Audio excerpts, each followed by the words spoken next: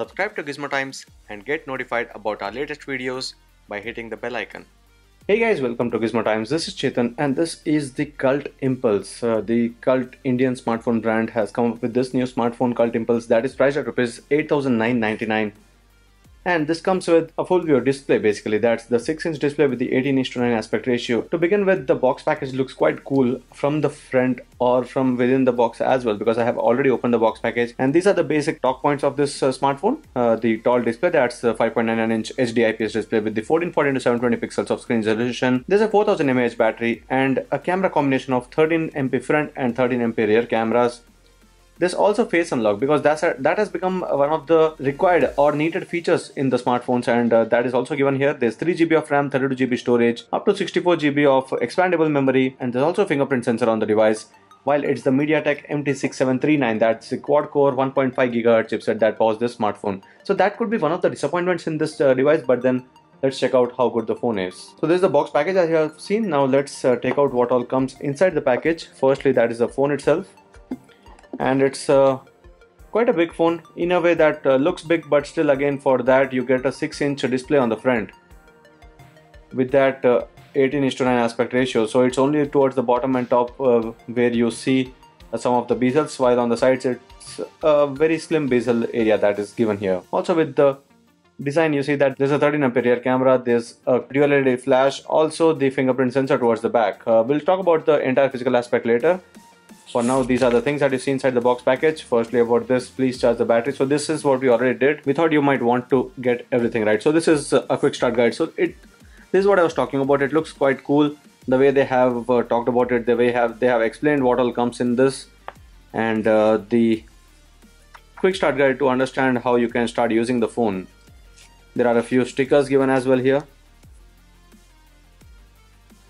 And then this is the interesting area in the box package. So mostly what you see is the regular box packages, but here it's quite interesting how they have arranged everything. Firstly, let's pick out the SIM ejector tool, a badge in case you are a fan of the brand Simply Inspire. This is the badge given here. This is the travel adapter that comes with the 5-way 2-way output, and in the end this is the micro USB cable for the charging or for the data connection to connect with your computer and transfer the files. So these are the box package contents. The box, as said, looks good with these different elements given here. But then let's now check out how good the phone is, or how good it looks for the initial view. So this is the phone from the front. It comes with the 6-inch display, and towards the bottom are these navigation buttons that are part of the interface itself. Towards the top is the front-facing camera, the earpiece grill, a set of sensors, also the LED flash that is given for the selfies. Now let's get into the settings. One of the annoying things again, apart from the fact that it comes with the MediaTek MT6739, is that this runs Android 7.1.1 Nougat. This is an old OS version, because there's also under Android Oreo that is officially present, and Android P beta is already announced and released. So having Android 7.1.1 is not something you would really want in this smartphone. But let's check out everything else. There's 3 GB of RAM, out of which about 1.2 GB is being used. And for the storage, as you can see, there's 10.1 GB that is used out of 32 GB. And there's a micro SD card slot anyway. There's a full screen mode under the settings where you can set the apps for which you want the full screen mode to be done. And there's panic button, customization options, almost the stock UI with only the wallpaper that is different here. And a few pre-installed applications include the basic apps such as FM radio is present here, the Google Play apps, and the benchmarks are installed by us so to test out and check out the scores. On the Antutu benchmark, the score is about 40,000, which is not really something that the company would be really proud about, because there are other phones that have a better score in the same price range. The Beam app is also pre-installed by the company here. Now let's get into the cameras to check out how good the app is, or how good the performance is for the initial view again. So these are the different modes: video, photo, beauty, and panorama. Also on the top you see the flashlight option, the HDR option, as well as when you go into the modes or when you go into the settings here. These are different settings, and this is one of those early versions of the camera app that you might have seen in the past.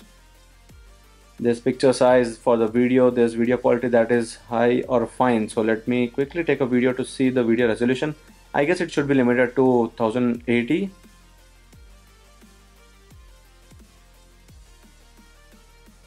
So there's a lot of exposure issues here, and the shakes are easily evident. But for now, let's check the video resolution. That is 1920 to 1080. So it's a full HD video recording that is possible here. Let me now go into the photo mode. Again, I won't be too judgy in the initial views, but it still feels overexposed, not well focused, and it does take more than a second to finally take a capture. For the selfie camera, this is the 13MP camera that is given here, and it does focus on the face or recognize the face and then focus on it, and you don't have any autofocus options. These are the different filters that you can set here, and the other features are video, photo, and beauty. Now again, under the settings you can see similar options that you had seen on the rear camera as well. So for the cameras as well, it does look like one of the basic camera apps, and the performance will be anyway judged based on our usage in the next few days. For now, the phone doesn't seem that impressive with the specs or what is given on the paper, but the design is quite decent with the fingerprint sensor on the back, and this is a bit similar to the Redmi Note 5 from Xiaomi. On the top is the micro USB port and the 3.5 headset jack. So again, a weird placing for the micro USB port, which should have been usually on the bottom. And towards the bottom, what you see here is the speaker wheel as well as the microphone. On the right is the power button, the volume rocker buttons, as well as the SIM tray, which will pull out to see what all comes in that. So on the right is this single SIM tray where you can insert only the SIM card. And again, there's another tray that is given on the left side of the phone. Pulling that out gives you the secondary SIM tray as well as the micro SD card slot. So that is, there's a dedicated micro SD card slot, which is a good thing about this phone. And this is the initial view about the Kult Impulse smartphone, the unboxing and hands-on with the smartphone to let you know how good the phone is for our initial view. I hope you like this video. Do ask if you have any other questions about this smartphone, and subscribe to Gizmo Times for more. Thank you for watching, and see you in our next video.